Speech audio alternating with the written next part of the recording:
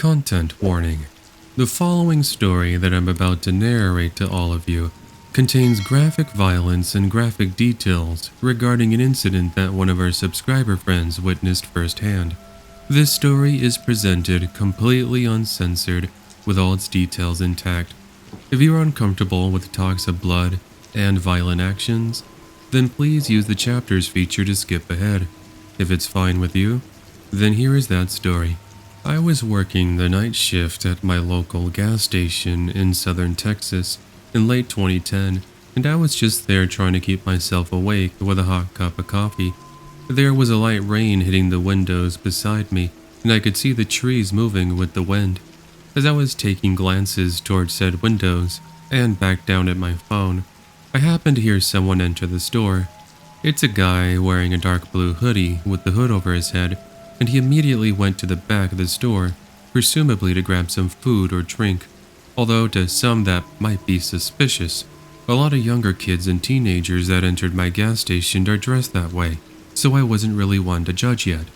Anyway, since there was nothing to do, I did keep an eye on him through the surveillance camera as best as I could, but then I lose sight of him as he's in a spot the camera's view won't reach. At this moment, I ended up getting a customer wearing a cowboy hat who walked in to ask me to put $40 on one of the pumps. And just so you know, the only people inside the building are myself, this man who is paying for his gas, and the guy in the hoodie that is somewhere in the store. Mr. Cowboy Hat Man talked to me for about a minute. If I remember correctly, it was something about football. But we are interrupted when I see the guy in the hoodie walking up from behind the cowboy hat man. He points a handgun up behind the cowboy hat man, and then tells both of us to do exactly as he says, and nobody is going to get hurt. Naturally, I froze in place as my immediate reaction was, oh my god, I'm not going to see my family ever again. But if this creep did keep to his word, we should be safe. Not that you should really believe a criminal. Well, I do as he says. I mean, what else could I do? As Cowboy Hat Man backs up to the side, and now the gunman walks over to me, pointing the gun in my face, and now he demands I start emptying the cash register. I'm doing this nice and slowly, but what's unbeknown to me is that Cowboy Hat Man is also carrying a gun as well. You see, this gunman had taken one too many seconds of his attention away from him, because without even getting a single word out, Cowboy Hat Man pulls out a gun and shoots the bad guy until he falls to the ground.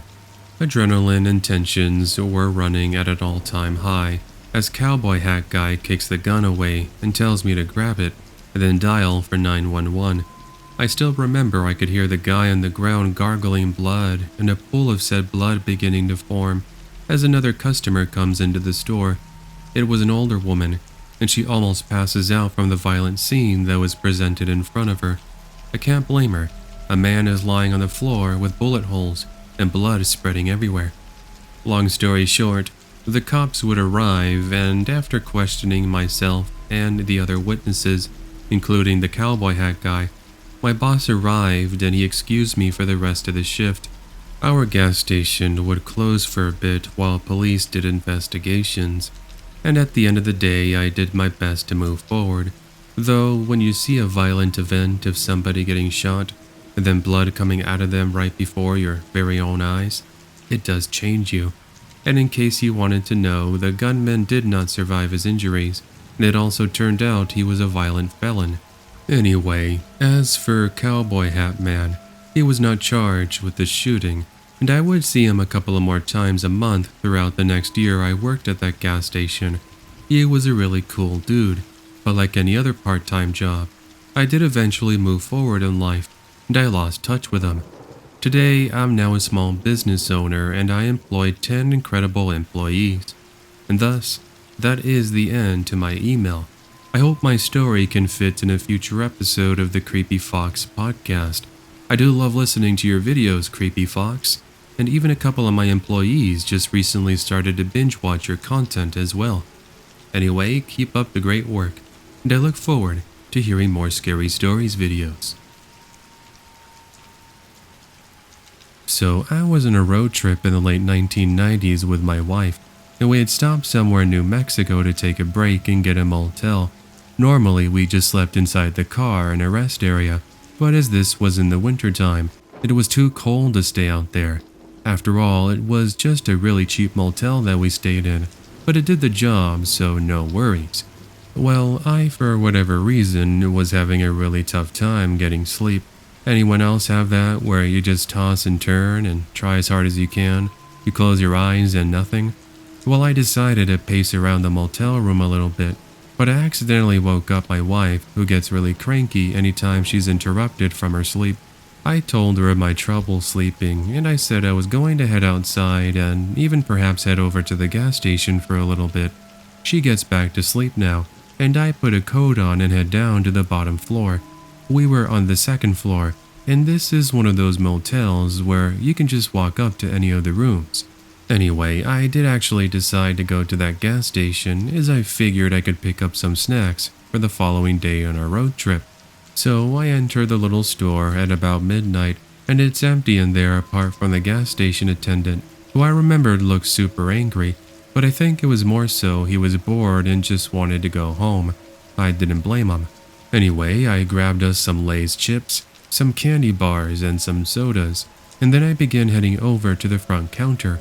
However, I don't make it that far down the aisle, because all of a sudden, I heard the front door open, and then there is a gunshot. I quickly drop down to the floor as I look up ahead of me, and there is a chunky looking man in a ski mask who is telling the cashier to begin emptying the cash register, not to try anything funny. I wanted to do something in myself in those moments, but what could I do? It's not like I had a gun on me to take this criminal out. Well, as I'm hiding there shaking, I am shocked when another gunman, I guess one of his accomplices, finds me and then tells me to be quiet and that I was not going to be hurt if I cooperated with them. I did the only thing I could think of. I sit there shaking, trying to hold back tears and thinking of my wife. I mean, I might not have ever seen her again, and this could have been where I met my demise. Well, after what seems like an eternity, the first guy at the cash register signals to the guy who has me held at gunpoint that it's time to leave. This second guy looks at me one last time, and I think this is it, but instead he now books it out the front door, and I peek through the window as they get into an awaiting van. They then drove off. Well, I don't have any shame in saying that even as an adult male who thinks he's a tough shot, I started shaking uncontrollably and crying like no tomorrow. But I believe these were also my emotions that finally caught up to me. To my surprise, my wife would come over to the gas station, as well as others who were staying at the motel, since they had heard the gunshots and got worried. My wife ran over because I had told her I was going to be there, and she had gotten so scared that something had happened to me. Yeah, a wife risking it all to go into the danger zone to look for her husband. True love, I'll tell you that. Anyway, the police would later get to the area about 30 minutes later, and I did end up giving a statement to the best of my ability. But to this day, I have no idea what happened to those criminals, and I don't remember exactly which gas station it was, since this was so long ago. I just remember it being in southern New Mexico. Maybe those who live in that state might have more information if you were around at the time, or maybe you remember a news story relating to this. I have tried to find more information, but as of yet, no luck. I was traveling with my family in the state of Guanajuato, and we had stopped by a gas station to fill up on fuel. There is also an OXXO attached to this gas station. OXXO was kinda similar to 7-Eleven in the United States, if you want to make that comparison. Anyway, this occurred over the summer of 2022. It's around 8 p.m. at night and the streets are relatively calm as my cousins and I enter the little shop to grab some snacks and use the restroom. I ended up being the first to get out of the building out of all the younger kids since they take forever deciding on what snacks they want. I went over to our large van to wait with my dad and my uncle as my aunt and the kids are inside the gas station. However, all of a sudden, I remember this truck with a bunch of armed CJNG cartel members driving up to the gas station, and then they start running in our direction. They begin shouting at everyone to get out and saying El Mencho's name as moments after that, my cousins and my aunt are screaming and running out of the store. Some gunshots were heard being fired from inside the store, and then about 15 seconds later, we began to see a small fire begin to ensue. One of the cartel members did run up to me, my dad, and my uncle, and told us not to say anything or there was going to be trouble, which we all just stood there and nodded our heads. The cartel member then stormed off with the rest of the men, who get into the same truck, and left. In total, this all happened in about a minute. That was pretty much all that happened to us, but what makes this so much scarier was what we would learn later in the news. In fact, one of the reasons I wanted to share my own scary experience was because of a video the Creepy Fox released last year, the second volume of the Cartel Stories video he did. Another listener sent in a similar story of him being at an OXXO when CJNG cartel members ran in and set the place ablaze. What a small world we live in for another Creepy Fox listener to have experienced a similar thing. Anyway, just like what that subscriber described, basically what happened was there were some higher-ups in the Cartel Jalisco Nueva Generación, shortened as CJNG, who got arrested, and as revenge, the CJNG members went around lighting gas stations and OXXOs on fire. It is scary when you really think about it. Mexico, especially in today's environment and modern age, is experiencing a huge increase of violence with the cartel. I constantly hear about how bad things get in the United States, and it's not to undermine any of it all. That's not my point here. But to go to Mexico, you're going to be in for quite a disturbing reality. None of this really gets talked about, and it's my hopes that stories like mine can hopefully shed some light on the reality of the horrors that we constantly have to deal with. The cartel basically run the country as they're in cahoots with the government, and they bribe a lot of police officers to turn a blind eye. Meanwhile, the cartel are free to commit all the crimes they want, and sadly, a lot of times innocent bystanders get caught up on accident and they get killed. I do highly recommend that if you're going to visit Mexico, do it responsibly. Have someone with you who knows the area you'll be visiting. It's not that cartel members target people visiting the country on purpose, but if you're clueless to where you're going, you might get yourself into an area where you're more likely to get hurt, or even worse, kidnapped. It was summer break 2014, and at around 1 p.m. my mom texted me to ask how my day was going, like she normally does. I responded by saying I'm just relaxing in the room playing some PlayStation with friends, and she then asked if I wanted to do anything later that night. This was Friday, so usually we go out as a family to eat or something. I told her I wasn't sure, and then she responded before returning back to work saying, "Be ready tonight and put a change of clothing in a backpack." Well, what do you know, when my dad gets home, I asked him what my mom was talking about. My dad told me that it was a surprise and I would find out when my mom got home. And so long story short, my mom's boss had booked us a night at the Southern California Harris Casino Resort.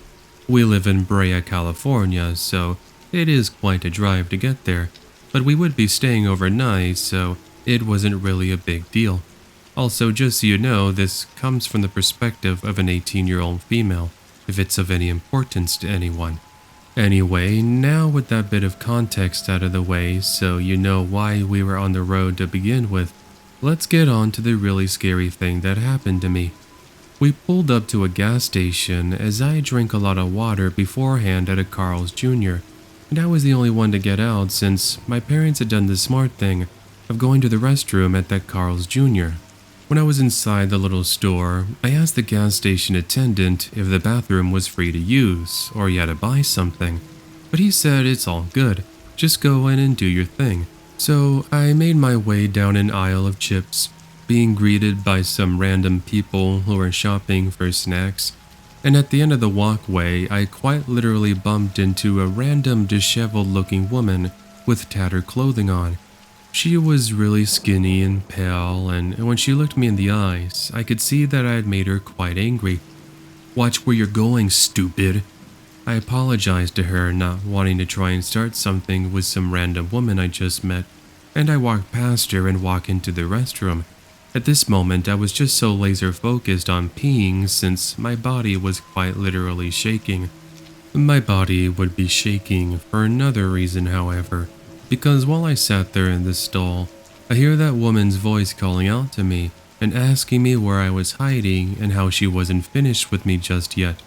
I could then hear her trying to open each of the bathroom stalls as she's slowly but surely making her way down toward me. I don't know why I felt like I did, but something in me said that if I tried coming out, I was going to be in a world of trouble. At this point, I raised my legs up for her not to try and see me, and now I texted my parents, telling them there's some crazy lady inside the restroom looking for me. Almost like clockwork, my dad decided to call me, and stupid me had the ringer on for some reason. She was going to get to me either way, I thought, but now my dad has just sped up the process. The lady now started to violently shake at my door, telling me to come out and how she just wants to talk to me, etc., etc. I peeked through the small opening of the door hinges, and I swear to you, I can see she's holding some sort of small knife. I was basically crying at this point, looking up at the ceiling and asking to myself, why? Why is this happening to me? It's not fair. I now screamed as loud as I could, which does get a reaction from the lady as she tells me to shut up and how it's hurting her ears. Yeah, no kidding. Honey, are you in here? I heard the restroom door open, and then I hear the crazy lady suddenly start to panic. My mom would now let out a scream as she relayed to me in that moment that the crazy woman ran up to her with the knife. Thank God, however, that she didn't try stabbing my mother or attacking her, as she says the woman just ran past her and then out of the gas station. Finally, the whole strange encounter seemed to have been over, but I was beyond frightened.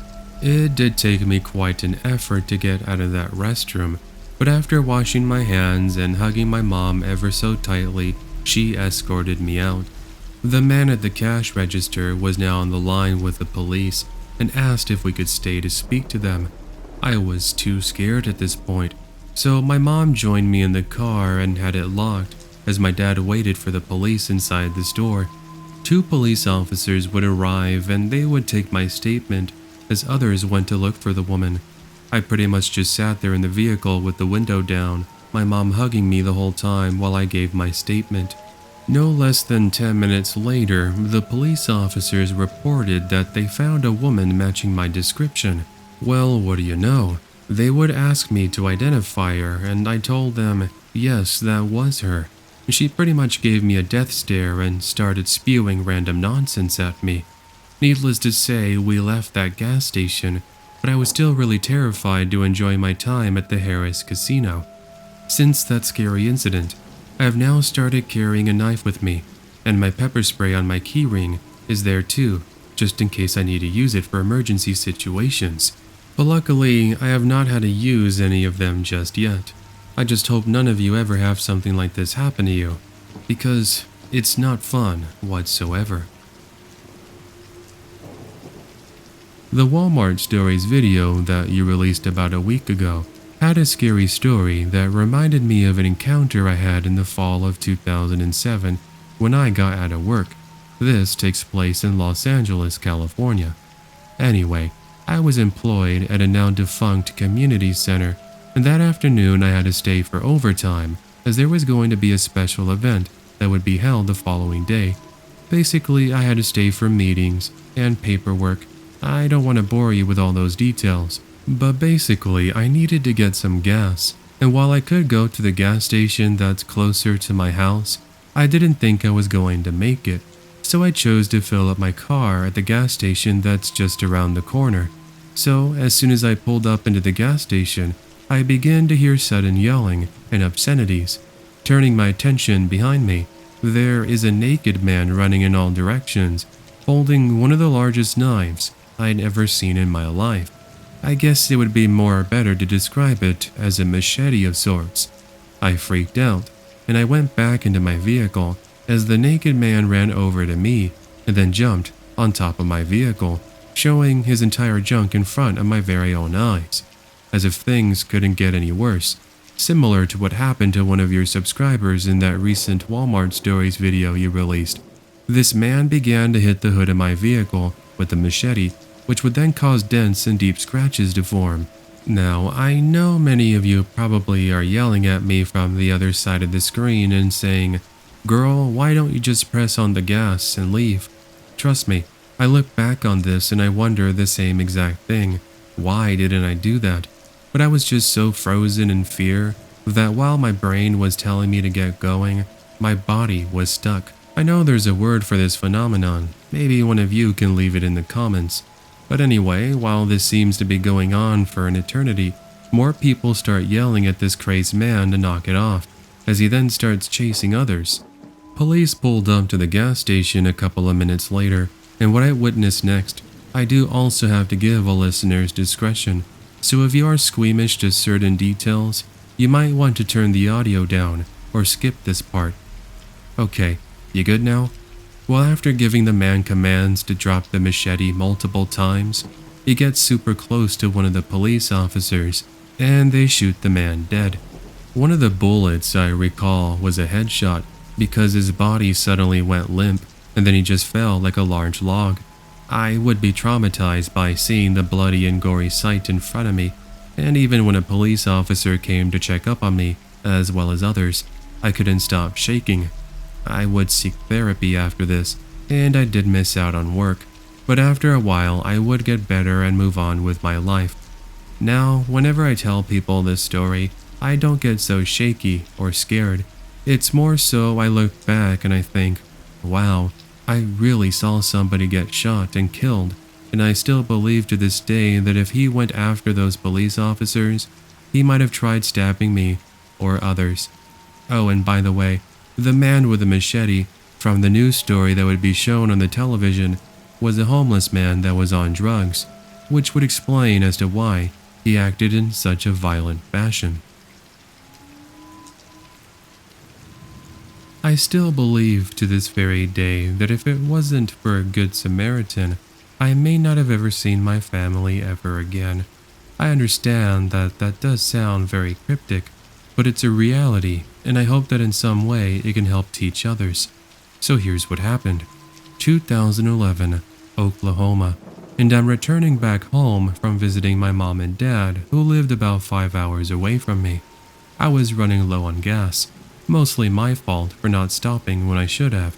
I was forced to make a stop at a gas station in the middle of nowhere at about 10 p.m. There's no one else around, it seems, for miles. The only signs of humans are at the gas station itself, the cashier inside, and what I assumed was his vehicle, and a van that was parked by itself in the dark corner away from the building with its lights off. I almost considered just leaving right there and then, as I was getting these really bad butterflies about the isolation, but I knew my car wouldn't last until the next refill of gasoline. I had to suck it up. So I go inside the gas station and hand the attendant some cash, and he tells me it's all set, feel free to pump it when ready. I was going to ask him if perhaps he could keep an eye on me since I was feeling pretty nervous, but I chalked my nerves up to just being a big old baby and not wanting to bother him, and I say nothing and return outside. One thing I had noticed was that van from before had moved from its previous location, and now it was a lot closer to my vehicle. Its lights are off. Well, that's strange. But I won't be here forever. I just need to do this real quickly, and vamoose, I'm on the road again. So I begin filling up my vehicle, humming some music in my head and trying to relax my nerves. And suddenly, I hear a familiar voice coming from behind me. "Hey, look out behind you!" I turned around, and I'm not even joking with you. There's someone in a ski mask that's sneaking up behind me with a huge knife. I could see right behind him, one of the van's side doors had been slit open. Well, as I see the gas station attendant pumping a shotgun and telling the guy with a ski mask to drop the knife, they then do a complete 180, and like a kid being caught red-handed, they hop back into the unmarked van and then drive off. I was now standing there at a loss of words. What in the world did I just experience? It would take a few minutes of an adrenaline dump, and confusion to leave my system, but I would determine that I was about to be kidnapped in the middle of nowhere. If it wasn't for the nice gas station attendant looking out the window and seeing what was happening, I do believe I would have been taken right there and then. Unfortunately, the cops were of almost no help, and I never did get a decisive conclusion to what happened to these guys in the van. However, this event has taught me one very valuable lesson. If you're leaving a major city, make sure you're prepared. Ensure your tank is filled with gas, and if possible, don't travel on your own. I don't live too far from a gas station. It's literally just down the block from me, and I like to go there on Friday nights to get snacks. Mostly things like Cheetos and a soda like cherry Coca-Cola, as I sit down and listen to scary stories videos, mostly from the Creepy Fox, Let's Read, and Swamp Dweller. A couple of years ago, I decided I was going to buy myself a couple of scratcher tickets because I was feeling lucky. I scratched the first one and I got nothing. The second one gave me a free ticket. This was a $10 ticket. I picked out another one and I was going to scratch it there, but in that moment my bowels were getting ready to burst. So I ran home to use the bathroom and then got distracted when my girlfriend called me after that. I spoke with her for about 30 minutes, and then I remembered, oh wait, I have that scratcher ticket I got earlier. So still on the phone with her, I scratched that lotto ticket, and to my surprise, I'd won $300. I remember jumping for joy as my girlfriend congratulated me on the win. I told her that tomorrow night when she got off at work, I would take her to a nice restaurant to eat, and she was really excited about that. Well, all I needed to do was get the cash, and I was set. This is when my night was about to turn from exciting to downright horrifying in quite a fast instant. So I put on my shoes once again and head out my door at around 9:50 p.m. Same employee inside the gas station welcomes me and asks if I was back for more snacks. I told him I wasn't right now, but I did say I had gotten a winning ticket, and he gets excited for me as he hands over the $300. So far, so good. With the money in hand, I now start to walk out of the gas station store, but there was a problem. Almost as soon as I walked outside, a random man with a hoodie on walks over to me. I don't know why I got so nervous, but I walked past him as I gave him a friendly nod, but he comes up to me and grabs a hold of my arm. I saw that money the cashier gave to you through the window. Hand it over and there won't be a problem. My dude literally pulls out a knife and puts it up to my face and says he doesn't want to do this, but if I didn't do as he said right there and then, I was going to get stabbed. Well, what could I really do? I struggled to move, but this guy was massive in comparison to me. I'm 5'8", 160 pounds. He's over 6 foot, close to 250 pounds. Well, I did the only thing I could really think of in that moment. I believe it was more so my emotions taking over. I yelled at the top of my lungs, and this man suddenly grew nervous. I do think since the area we are in was empty and nobody was at the gas station at the time, he was hoping this could be a quick mug and go. Somehow, this scream worked, because of all times I had no idea that a neighbor was out for a run with his 2 German shepherds. I wasn't able to see him at first because the building was blocking my view of him. But anyway, my dude just lets go of my arm and takes off running as he jumps over a wall like a cat and then disappears into a nearby alleyway. My neighbor went over to me, the dogs barking like crazy, and asked if I was okay and what that was all about. I told him that I was being mugged, but seeing him with the dogs was enough to get the guy to back off and run away. I was so grateful for his presence, and I would report the scary incident to police. And about a week later, they caught the guy. Turned out this guy was a violent criminal who already had a past history of crime, including dealings with illegal street drugs. I guess if there was one good thing that came out of this, I was able to help the police get this guy off the streets. I would take my girlfriend out to dinner, but I did stop going out by myself at night since I had that constant fear I was going to get mugged. It sucks because we live in a pretty safe neighborhood where there's really not much crime. It was just that one outlier of an incident that really affected my brain even to this day. Back in elementary school in the late 90s/early 2000s, my grandma used to pick my brother and I up from school. We lived a 15-minute walk away from our school, and looking back on that time, it really does remind me of better times. But there is one memory and one very specific experience that I look back on that even as an adult today, I'm always having to cement this into my own kids' heads. That whole notion of stranger danger and how you need to be aware of your surroundings at all times. I know it's something that is said a lot, and it gets annoying, especially since it seems like this isn't every single story, but it is very true. So anyway, I remember this scary experience of mine very well because my brother had gotten sick with a fever that day, and he had to stay home from school. That meant that it was just me and my grandma that were walking home. It was a sunny and cool mid-60-degree afternoon, and about halfway to the house, I asked my grandma if we could stop by the gas station because I wanted to pick up some pretzels and a Snapple from the little shop. She said sure, no problem, and we approached the gas station. It was the afternoon rush, and there were quite a lot of vehicles that were currently filling up. Something I did notice as we approached the front doors was a homeless man. He asked us for money, and my grandma, being the kind woman she was, gave him a few dollars and told him to have a blessed day. He said thank you, and then looked down at me telling me how beautiful I was, and also how he wanted to give me a huge hug. He didn't get the chance to do it because my grandma moved me along, not that I would have let him. Anyway, we walk over to where the chips are, and I see my pretzels that I had been looking for. Then I heard somebody say my grandma's name. It was one of her best friends, and both of them now strike up a quick conversation, catching up like they hadn't seen each other in years. You just gotta love how friendly grandmas are. Anyway, I decided I was going to walk over to get myself that Snapple, and then I would be right back so we can go ahead and pay.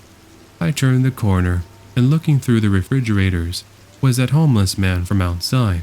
I assumed that he had come in to grab himself something as well with the money my grandma gave him. "Oh, did you come to say hi to me, little one?" I recall the homeless man said, to which I ignored him and then go to grab my drink. Now remember that whole be aware of your surroundings deal and stranger danger? Well, in my effort to get my Snapple and not paying attention to my surroundings, I suddenly got lifted up from behind. Surely it wasn't my grandmother, as she's not really that strong. Well, it was the homeless man, and now he starts shushing me quiet as we begin making our way over to the front door. As I look back, it does feel like everything went into slow motion. You know, now that I'm writing this out, this sounds very familiar to what one of your subscribers described in your McDonald's stories video, the most recent one. I won't spoil it in case you haven't listened to it yet, but you'll hear the similarities with us being grabbed. Anyway, I did finally start screaming, and a man who entered through the front door stops in front of this would-be homeless kidnapper and asks him what he was doing. He now places me down and starts saying, "Oh, she's my daughter. This just is what we like to do for fun. Isn't that right, sweetie?" With all that might I had, I kicked him in the shin and then go running over to my grandmother, who was just walking over, wondering what was even happening. Basically, long story short, the homeless man ran out of the little gas station convenience store, and my grandmother started to freak out. Not that I could really blame her. It wouldn't be until later that night that I had a breakdown when that whole incident finally caught up to my young mind. I think what makes this so scary is just how nonchalant the homeless man was. How he just grabbed me there in the rush hour while nobody was looking as he waited for his opportunity. Then for him to say I was his daughter before booking it out of there, I mean, that's really insane. Anyway, we did report this to the police, and thank God they'd catch him, and the details that are revealed to us sometime after is what makes this even more horrifying. This hadn't been the first time that he tried to kidnap somebody of that young age. But luckily he was placed behind bars, and it was a major talk in my town. But I grew up and eventually moved on with my life. So, Yeah, the whole notion of stranger danger and being aware of your surroundings is huge, and I recommend if you have children of your own, don't lose sight of them. I get it. You may live in a relatively safe city and you might even know people, but that's where criminals thrive. They blend in like a wolf in sheep's clothing, and they take advantage of opportunities such as this one. Of course, my grandmother felt really bad, but I don't blame her at all. It was my fault for being impatient and running off without her. But then again, I shouldn't be so hard on myself either. Why should I have to worry about being kidnapped? I don't know. I guess sometimes it takes these sorts of things to learn a lesson, and that's why I pass the lesson on to all of you. Please, make sure to stay safe. And please, watch your kids. I was deployed in the Middle East back in the mid-2000s, and I finally had the opportunity to return home for Christmas. I had an amazing time with my family and friends.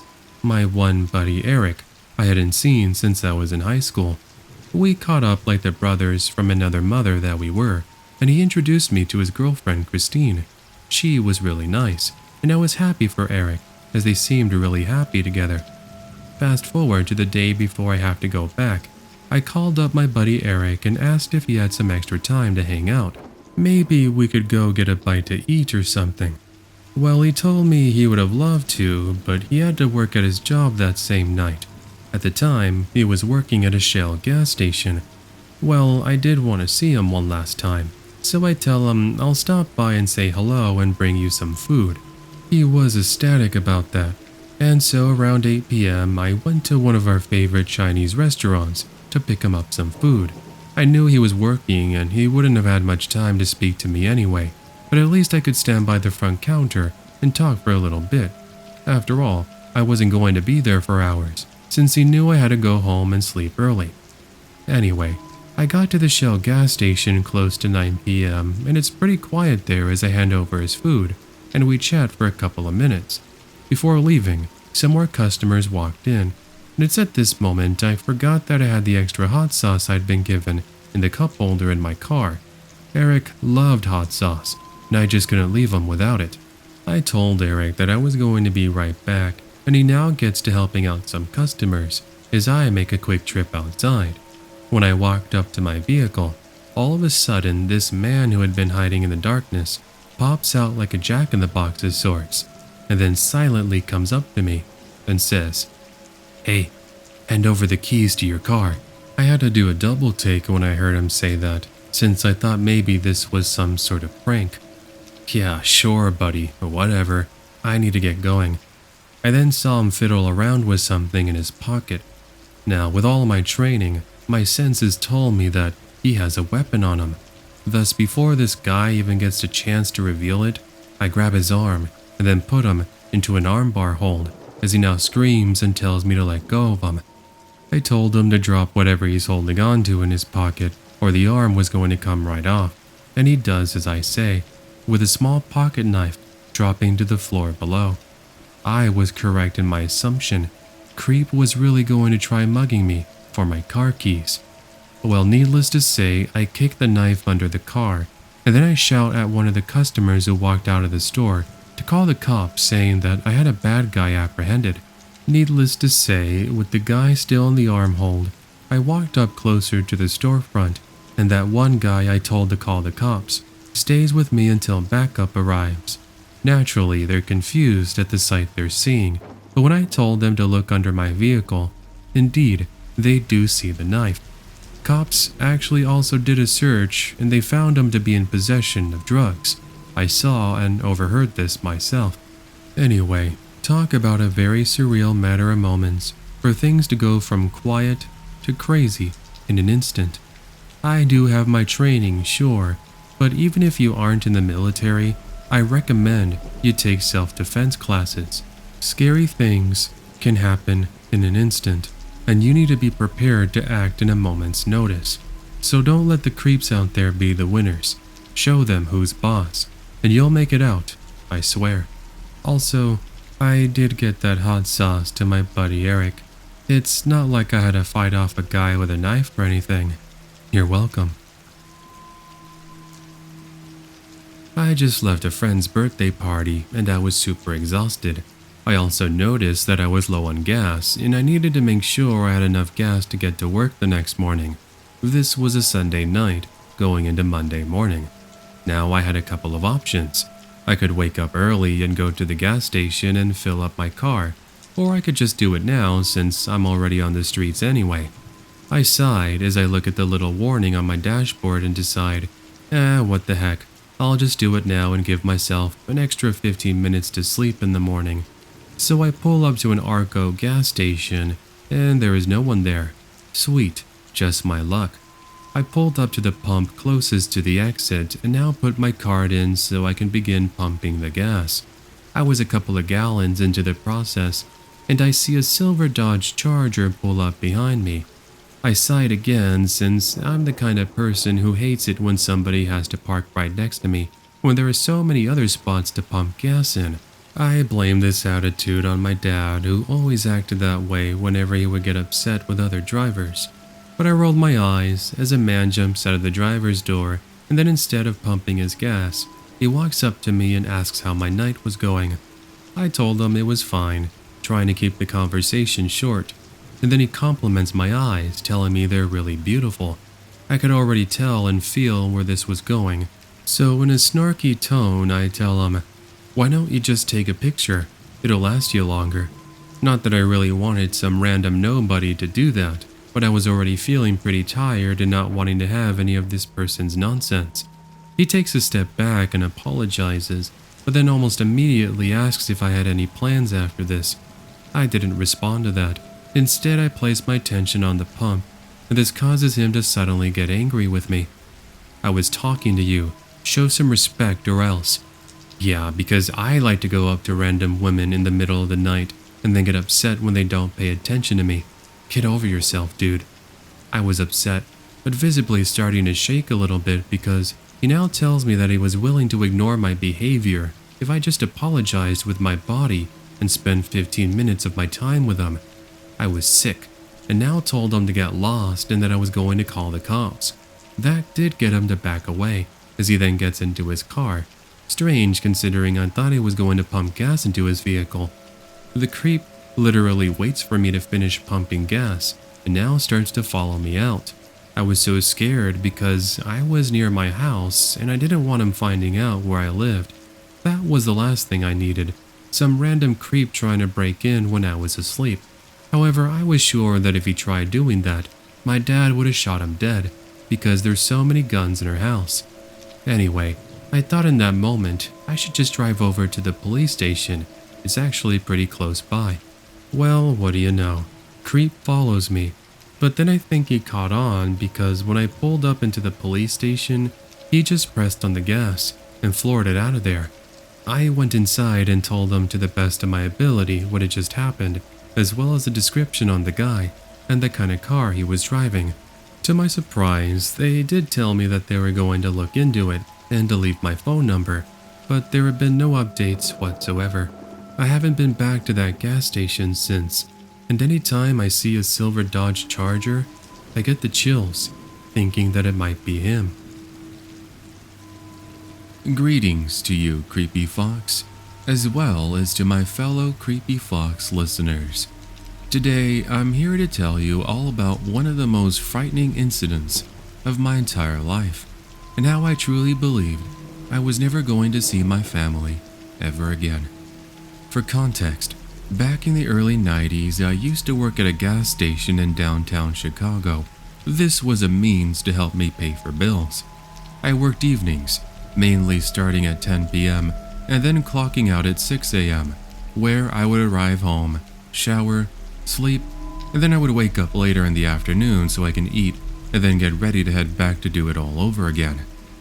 Anyway, it was around 2 in the morning.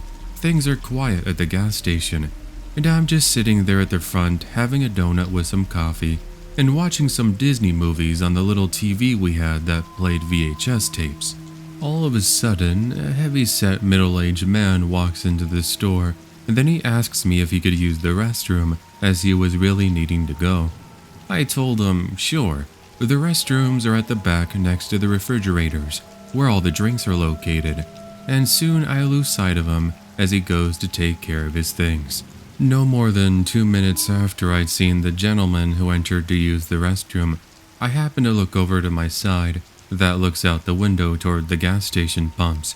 There, staring at me with a dazed look, was a disheveled, heavily bearded, homeless-looking man with a white t-shirt with dirt stains on it and blue jeans. He started a knock on the window, to which I kinda just gave him a look of, "Can you please just stop and leave?"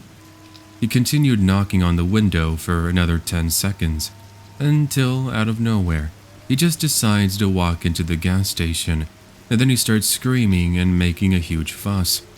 I killed him. I really killed him. He had it coming. I wasn't sure what he was going on about, him killing someone, but the stains on his shirt were really starting to make me wonder. Was someone really murdered? And was I looking at the culprit who came into the gas station to confess? Yeah, I still wasn't too sure. So, with my best customer service skills, I tell the man to relax and calm down, and everything is going to be alright. My hand slowly moving over to the phone next to me so I can phone for the police. But then suddenly, the man walks a bit closer in my direction, and then he tells me, "I'm going to kill you, and I'm going to sacrifice you to Satan so he can be proud of me." Hearing that, I, no joke, felt my entire body go cold and numb as my concerns and anxiety continued to rise. The crazed man steps away from me after stating this, and then he walks over to the aisle next to me and then begins throwing bags of potato chips and other snacks to the ground. I use this moment to phone the police, and while on the phone, the man starts to punch the chips, snacks, and the aisle shelves themselves. "Is that the man you're referring to?" I still remember the woman asking me over the phone as she overheard the commotion, as I grabbed the nearest broomstick to try to defend myself, just in case he comes after me. Finally, the man who entered the restroom walks out and over to me, and of course he's wondering as to what's happening. I start to tell him about the ongoing situation, and then this is when things go from strange to even more downright terrifying. The man pulls out a pocket knife, and then he states, "You two are working together. You're taking me to get probed, aren't you?" Funny how you can remember the strangest statements, am I right? Anyway, the man who's next to me, I'm behind the front counter with a phone up to my cheek, starts to tell the man to relax and drop the knife, to which he starts to violently say no, and that we were both going to die.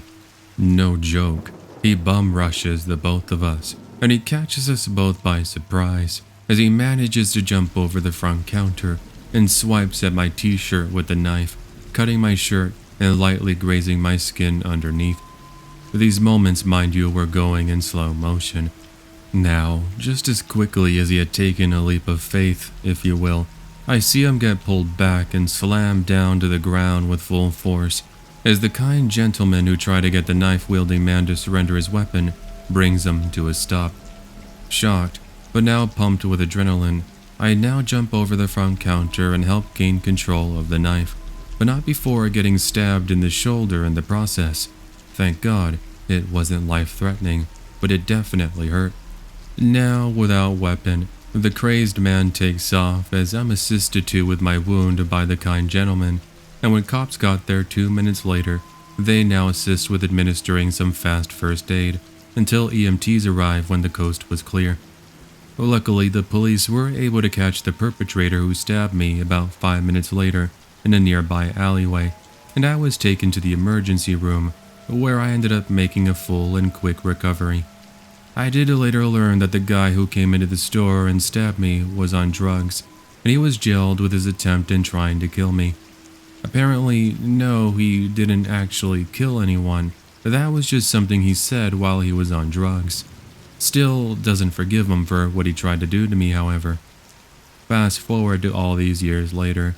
The scar is pretty much non-existent, but I do like to tell this story amongst friends and family during the holidays, when we get asked about the craziest things that have happened to us.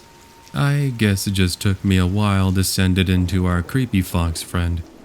Anyway, That's pretty much the end to that experience of mine. It would be interesting to hear if any more of you out there who have worked at gas stations have had creepy or scary things happen.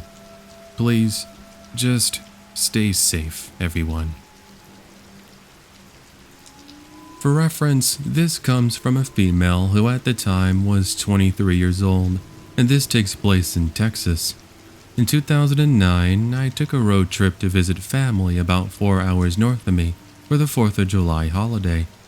At around the halfway mark, I was starting to get a bit hungry, so I stopped at a rest area with a Subway, a McDonald's, and a gas station so I could grab myself a bite to eat. I was also going to take the opportunity to fill up on gas because, why not? I picked up some chicken nuggets with fries and a Coke, and after devouring my meal, I walked on over to the gas station and asked the lady employee to put $30 on pump number 2. I took care of that pretty quickly, but as I take a seat, ready to once again commence my driving adventure, I'm getting the bad urge to go and pee. Darn me for having such a fast-acting digestive system. I walked back into the gas station, and I quickly made my way past a nice family and into the hallway where the restrooms are located in. As I approach the women's restroom door, I start to get this really terrible smell of what I can best compare to as the smell of a road-killed skunk. It was definitely off-putting, but I entered disregarding the nasty odor. When I approached one of the stalls, the smell growing even more unbearable and a trail of smoke hovering up to the ceiling. A 40-something-year-old tall and skinny woman with really bad breakout acne on her face, black thin hair down to her hips, and wearing some clothing that looked as if it hadn't been washed in weeks, walks out with a handmade cigarette in her left hand that's lit at the tip. She now just stares at me with these really beady eyes, as she then exclaimed, "You're a really beautiful woman. You seeing anyone right now?" I was caught a bit off guard, so I just gave her a quick, "Yes, I am," and this seems to satisfy her curiosity, as she now heads over to the sink, and I head on over to go and pee. Fast forward about 30 seconds, I open the door to the stall, and there she is just standing right there, staring me down as if I was part of some long-lost civilization. "Sorry, but can I help you? Is everything okay?" She walks over to me to the sink and then once again starts to tell me how beautiful I was and how I could make a lot of money if I joined her in her business scheme. She further stated that she had a friend who was a pimp and he could really make me a star and promised I would make a boatload of money, but that wasn't happening. I told her I had a well-paying job and I was living my best life, and when I turned my back toward her, I suddenly get a feeling of dread. Almost as if my brain was telling me, "You big idiot, why did you take your eyes off of her?" What was in a matter of moments, she runs past me and then stops in front of the restroom door and says, "I never gave you permission to leave, little lady. We're gonna have a little chat, so why don't you get comfortable and relax?" There was nothing to relax to, as I start to explain to her my dad was waiting for me in the car, and he would be really angry if I continued to keep him waiting. I was hoping bringing my dad into the conversation would get her just to give up. But of course, wouldn't you know, she doesn't fall for it. She now starts to tell me to take my clothes off so she can take pictures of me to send over to her friend, the pimp, to which I tell her, again, that wasn't happening. Well, wouldn't you know, she takes out a small box cutter and then exclaims this was my last chance to get away unharmed. Here's something I have yet to mention, mostly because I didn't want to spoil it to you all. I carry a knife, and it was way larger and longer of a blade than the cheap little one she had that was in my purse. I finally take mine out after having my hand next to my purse opening the entire time, and finally having enough of her BS, I tell her that she needed to leave.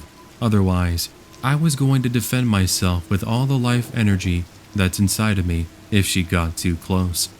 Wouldn't you know, she gives me a variation of the "I want to apologize" line, like the one popular GTA 5 clip of the NPC, and then she just storms out of the restroom. I quickly follow this crazy lady out, and I watch as she runs past some of the shoppers in the store and out the front door. where I soon lose sight of her. The family, who I walked past a few minutes ago, now comes over to me and asks me if everything was alright, to which I told them the lady who just ran out was threatening me with a box cutter and was saying she was going to stab me if I didn't get naked. They found it off-putting, as did the clerk, so much so that we ended up calling the cops for further assistance. I don't know whether or not they caught the lady, but I and some of the people there just gave our statements. I left a short time after being cleared, and I made it to my family's house with absolutely no other problems. Who else here enjoys playing Dead by Daylight? I know it can't just be me, right? Gotta take advantage of those extra blood points and anniversary bonuses going on right now. Anyway, this happened last weekend when my friends and I were having our usual Dead by Daylight gaming session. For some context, I'm female, and I was 27 years old. Anyway, it was around 10 p.m., we're on Discord chat, and by that point we had been playing for a few hours. For whatever reason, I was actually starting to get a craving for Chex Mix, but when I checked in the kitchen cupboards, we were all out. I couldn't just ask my fiancé at the time to pick them up, since he was currently working. He's a security guard, by the way. Well, I told myself, you know what? I'll just walk on over to the gas station that's across from the apartments I live in, and then I'll grab them myself. I told my friends I'd be right back and to play a match without me, as I take my AirPods with me so we can still chat. Oh boy, what a chat/call they were in for as they heard me going about my little shopping adventure. As soon as I stepped foot on the gas station's property, the neon lighting above me illuminating my every movement, I happened to notice a middle-aged man sitting on the curbside by the front entrance, just staring at me while smoking a cigarette. He gave me these really weird facial expressions, which I whispered to my friends over the AirPods as they tell me they're working on one of the generators in-game. I ignored the man staring and walked inside, where I quickly locate my snack of choice in question, but I did need a drink. I walk over to the aisle of drinks and, to my surprise, I bumped into one of my professors from college who instantly recognized me. "Samantha, is that really you? It's been so long. How are you?" my professor says, as we spend the next minute or two catching up on life. Up to this point, I hadn't seen her in about 3 years.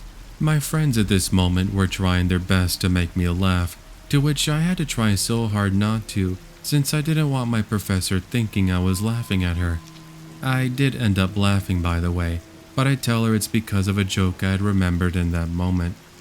Anyway, my laughter is quickly brought to a silence when the guy I mentioned who was outside the gas station happened to walk on over to us and then started browsing the drinks, albeit not keeping his eyes off of me.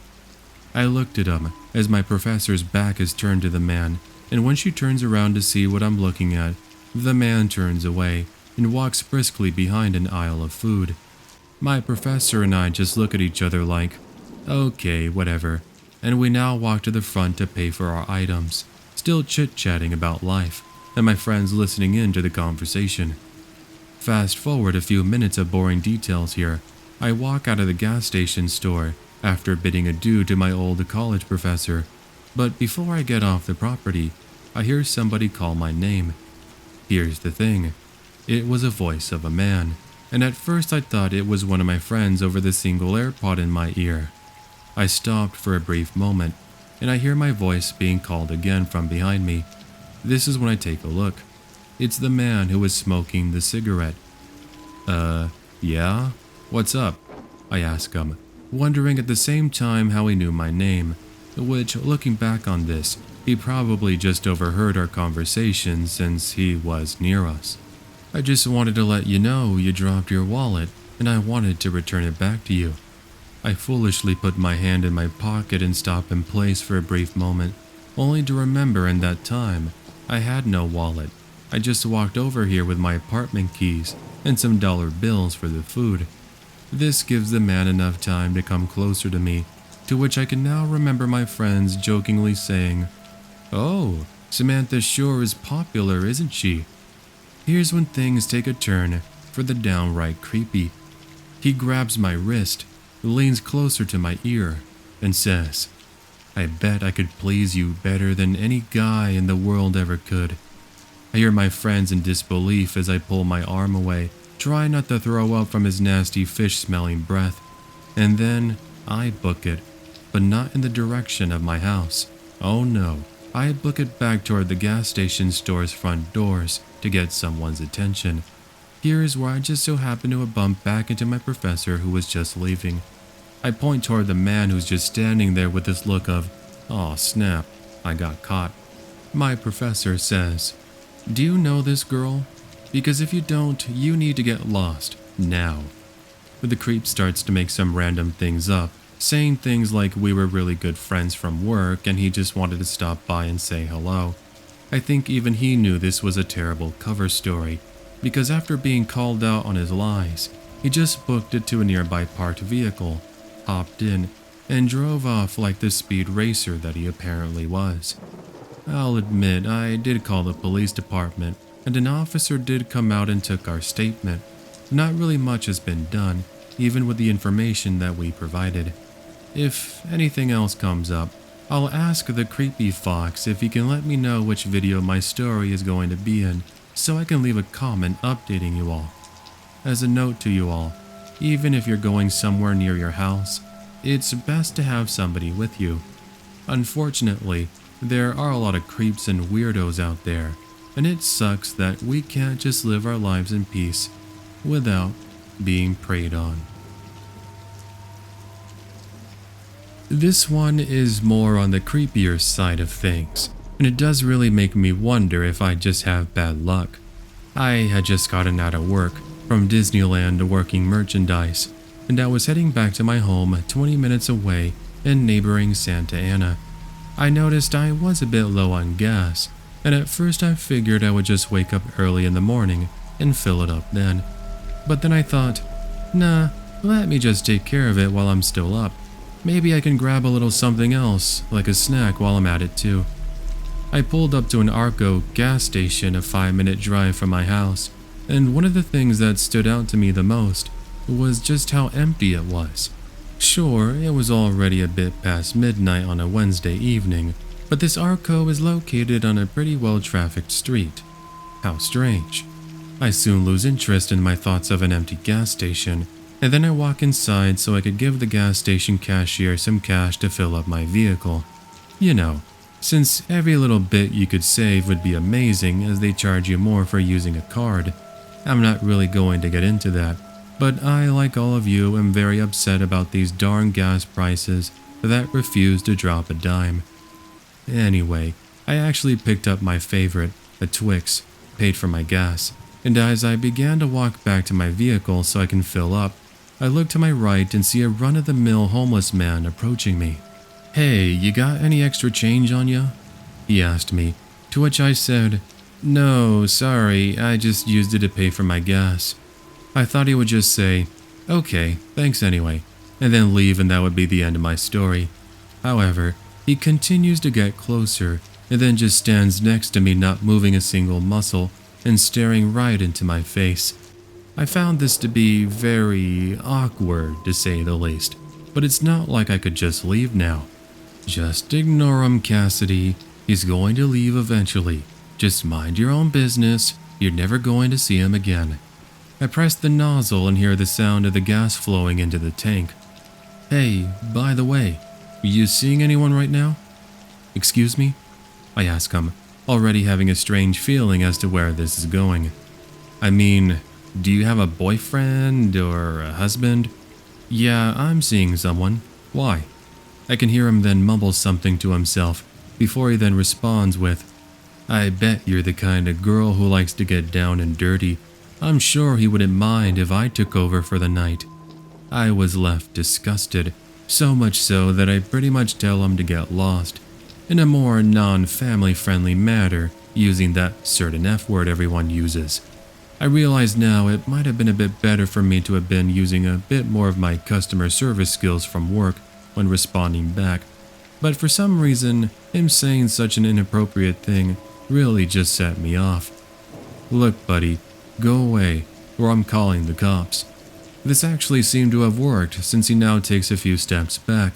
But then, he calls me the B word and says how I apparently love to sleep with so many different men. Yeah, a total weirdo package. Anyway, what he does next was just plain weird, and I do blame myself a little bit for this one. And then again, no one should have to worry or expect to have somebody come up to you and then start to act like a complete jerk. He now proceeds to open my passenger side door, which was not locked, takes a seat, and then I can hear him say, "Come on, hurry up, let's go. We can go have some fun in the alley across the street." Forget the fact he was saying all these nasty things, like saying that he wanted to have sex with me. No thanks. But now he's in my only getaway vehicle. Well, wouldn't you know, I pull out my phone and I call the cops. The guy the entire time refused to leave my car, however, even when the police arrived. He kept telling them how he was my friend and that this was our way of playing around, which, as you can already guess, is a straight up lie. Finally, however, the cops do manage to pull him out, and I, after being called so many different names in the book, get a sense of relief when they take him away. That was a month ago as I write this story, but luckily I've never seen that creep again, and I don't stop at gas stations that late in the evening, mostly to avoid any sort of creepers again. I do consider myself lucky through this all. I have been listening to your Creepy Fox podcast, and there are others who have had some pretty gnarly and scary stories. Maybe mine might not be as bad, but I figured it was worth a share so that way others can hear about what happened to me. Please just stay safe, everyone, and I wish you all good health. Also, Creepy Fox, sending hugs and positivity your way. Thanks for all your hard work.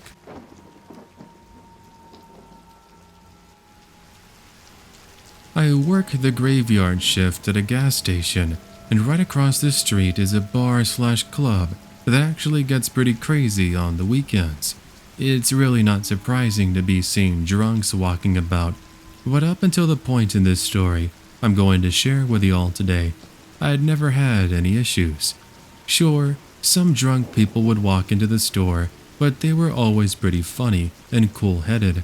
They'd say some pretty silly and dumb things like this one guy who said that he had gone horseback riding with an alien from Mars who apparently was sent down to Earth to be his best friend. Or even this other time a drunk man entered, stripped down to his underwear, and then started singing opera songs of all things. But yeah, here was this more stranger one that gave me nightmares for a few weeks. It's me all alone, approximately 3 a.m., and two men who looked hammered AF walk into the store and then start threatening me with violence.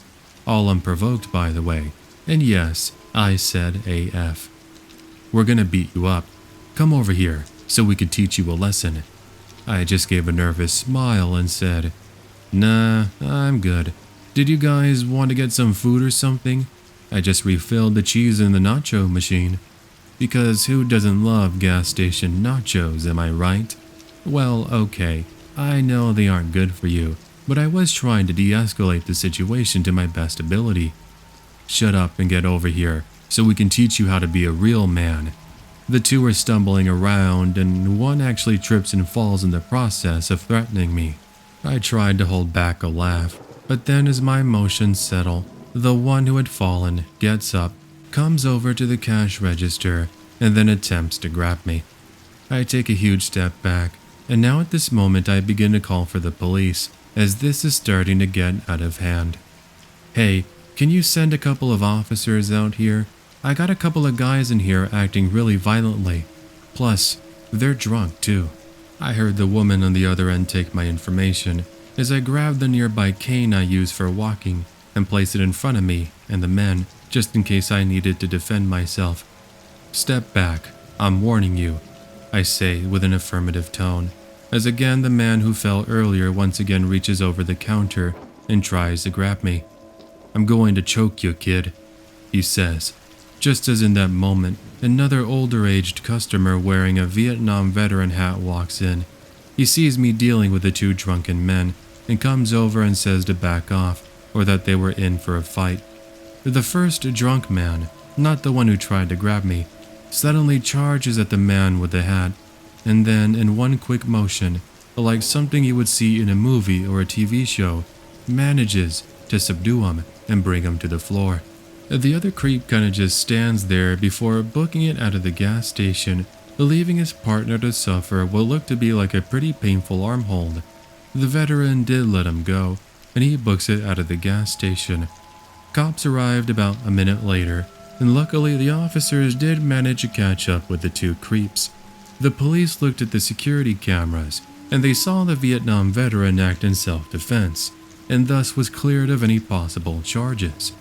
As for the two drunks, they were obviously dealt with, and since this incident, I have never seen them ever again. I've actually just finished catching up with all your uploads, Creepy Fox, and you were right in your last video. YouTube is pretty bad with notifying me of your uploads, and that's considering I have all the notifications turned on. I really do recommend my fellow Creepy Fox listeners to manually check in, since YouTube is dumb. Speaking of missing out, I've missed so many opportunities to share this story with you. You did a video some months ago on gas station stories, and I was hoping that if you plan on doing another video on gas station stories, perhaps you might be able to include mine. It's scary in a different sort of sense. As far as I can tell, I have yet to hear something like this happening in another narration video, and I hope by sharing it, I can raise awareness on the dangers of opioids and illegal drugs. Anyway, just a quick little thing about me. I work the graveyard shift at my local gas station.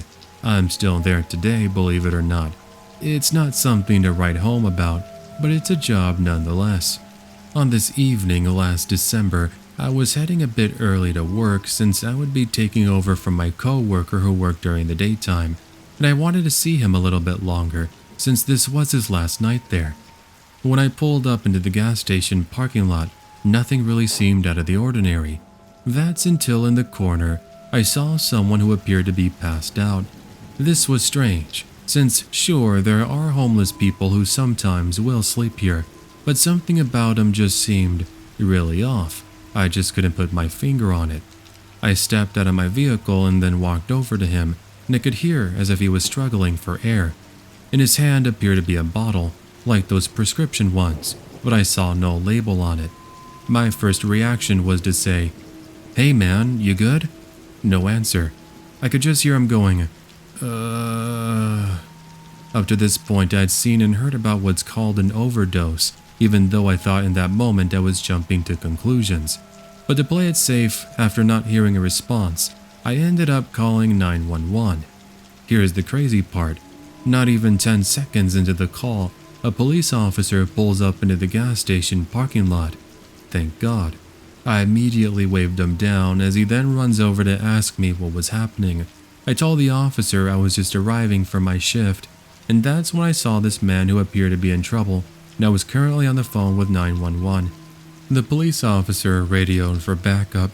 I then see him run back to his vehicle. Now, I didn't know it in that moment, but the officer ended up grabbing something that's known as Narcan. Narcan works by reversing the effects of an overdose, mostly from opioid usage and such. Anyway, a crowd of people is watching, as am I, and by the time more officers arrive, and an ambulance, the man is coming to. The officer had to administer 2 sprays of Narcan. Thank goodness, poor guy looked as if he wasn't going to make it. The man was pretty confused from what I remember, and when I hear the officer ask the man what he had done, he just said what was inside the bottle he had. I never did find out what the man had taken, as he never said anything. But part of me thinks it could have been something like oxycodone pills, or even the worse, fentanyl, which is a huge problem here in the United States. Just to give you an idea, I looked it up and fentanyl is 50 times stronger than heroin and 100 times stronger than morphine. Actually, I was just reading up on a 17-year-old who passed away from purchasing a pill from someone over social media, where the pill was laced with fentanyl. All I can say is that if you're struggling with a drug addiction, there is help. Please take advantage of all the resources out there. No one deserves to die because of a drug overdose. Please, stay safe, and please, be well. From 2002 to 2004, I worked at a small gas station in Southern California while I attended community college. I'd say one of my favorite benefits of working there was it was close to my house, so I never had to worry about driving as I was about a 3-minute walk away. This meant I would often have my friends from my neighborhood come and visit me and keep me company so that I wasn't alone. At least that's how it was when I first started, as it was my first job and I was a nervous wreck. Now, what I am here to talk to you all about is an incident that happened while I worked the night shift. It had been a fairly quiet evening and I was just standing there behind the front counter, all alone, organizing some of the displays of chips and candies. As I listened to the music on the radio, this was around Christmas season, so they were playing Christmas songs. From the corner of my eye, I watched as a man in an oversized black hoodie barges into the gas station convenience store.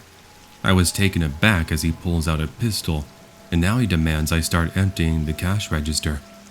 I'm all but sweating bullets at this moment as the robber comes walking over to my side of the front counter. He tells me to snap out of it and to start handing over the money. Bear in mind the pistol is out and he's within point-blank distance. No way I could just run away. So, left with no other option, I went ahead and opened up the cash register as I hand over what little was in there. Roughly $300 from what I recall. This wasn't enough as now he demands that I tell him where the safe was and that I open it. I feared that, as even I had no access to the safe. It's a timed safe, and if you don't know how those work, then basically they're programmed only to open at certain times. This was something I kept trying to explain to him. Luckily, as more time starts to pass and I see him start to get anxious, he decides just to book it out of the gas station convenience store, leaving me there in a complete shocked state. After what seemed like an eternity, but was really maybe 30 or 40 seconds, a customer walks into the store and asks what had just happened. With my voice shaking and palms sweating, I give him a quick Spark Notes version. Luckily, he's nice enough to keep me company as I call 911. Police officers were sent out to find him. Meanwhile, 2 officers came to the gas station so they could review the security footage and get my description of the incident. I did actually get interviewed by a news station, KCAL 9 if anyone in Southern California knows that station, and I actually appeared on the TV. Yes, luckily he was caught and arrested in connection with the robbery, and it turned out he already had a history of robbing gas stations and convenience stores. So that was all those years ago. Here I am today, living a normal life with my 2 daughters and beautiful wife. Nothing as remotely scary as that incident has happened to me again, and I hope it remains that way, as the last thing you want is to be working and then have somebody barge in with a gun. I used to work as a gas station clerk from 1999 to 2005 in Southern Ohio. Over that course of time, I had many run-ins with all sorts of individuals. Nice people and families who were on road trips and in need for a bathroom break. And even the occasional weirdo who would try and shoplift and then get mad at either myself or my fellow co-workers for catching them on the act. But as much as I could tell you about my many boring evenings alone, counting the minutes until I could go home, I'm here to tell you about one customer in particular. I don't even think that's the right thing to call them since they actually never bought anything.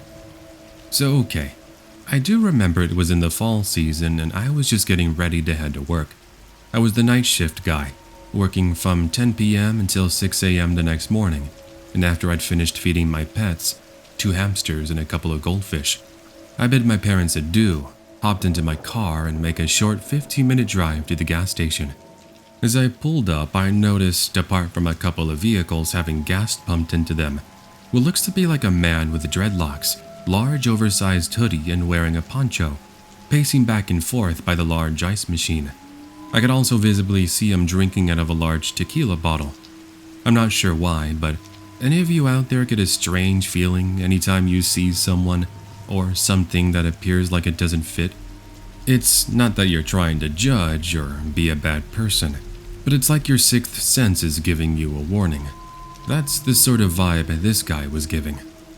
Either way, I tried to ignore these feelings as I step out of my vehicle, and then I begin walking over to the building.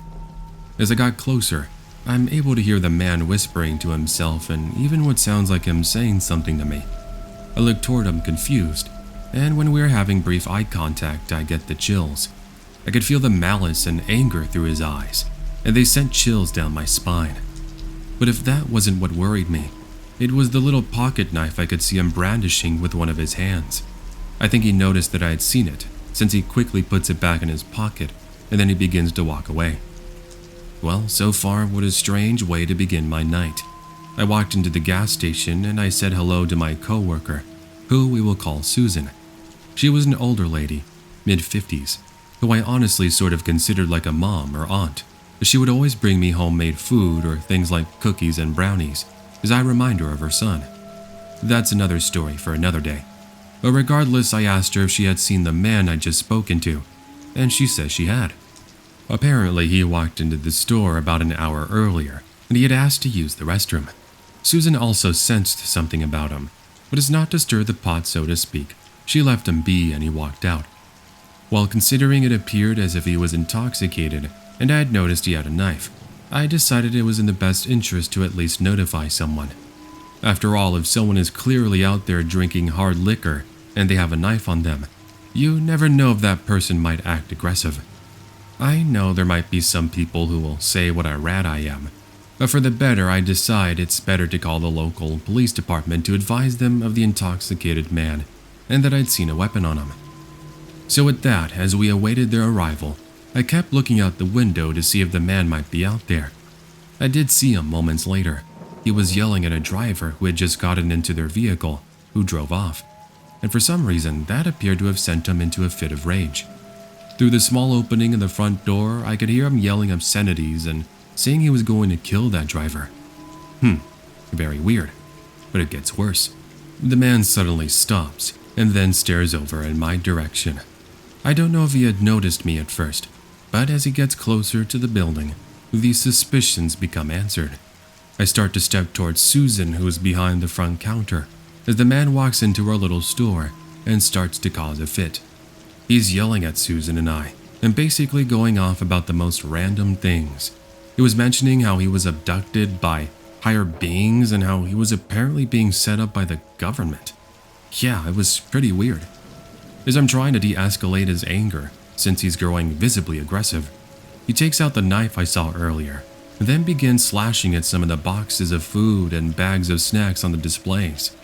Through his fit, he kept saying he was going to kill us, but mind you, not once did he get too close.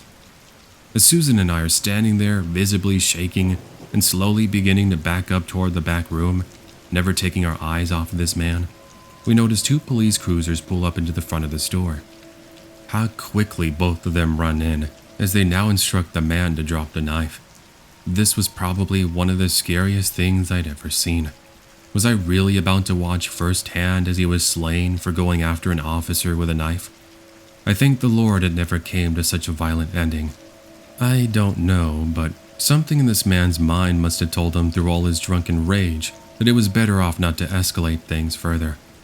Well, unfortunately, he never dropped the knife, and as he got closer to the officers, who were still telling him to drop said knife, thank goodness they go with a non-lethal option and tase him, quickly dropping him to the floor, soon placing him in handcuffs. Honestly, I never had so much adrenaline running through my veins, but as the minutes passed, I began to calm myself, as did Susan. At any rate, that was really it for that experience. The owner/manager did show up, and after we gave our statements, the man was taken away.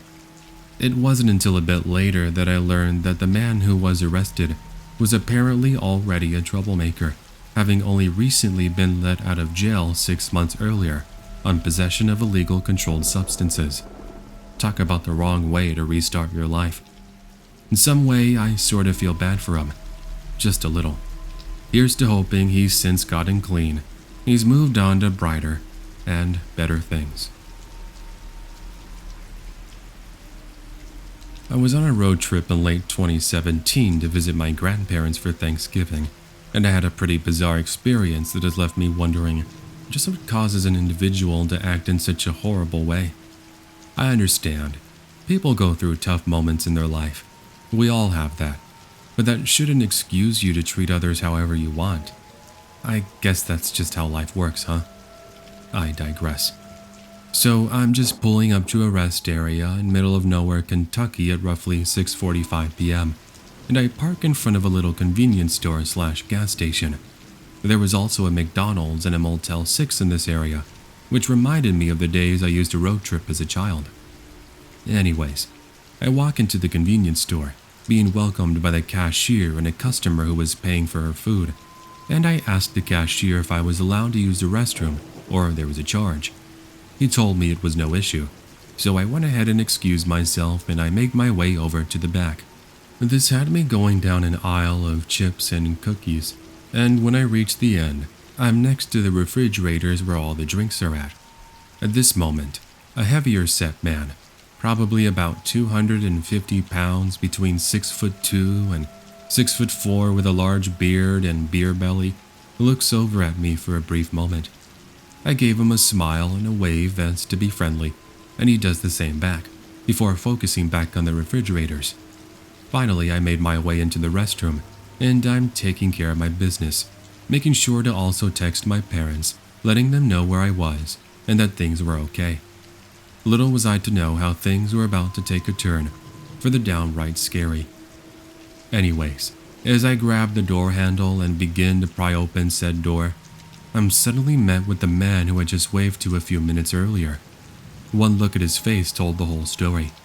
It's kind of the expression somebody makes at a casino when they end up winning big.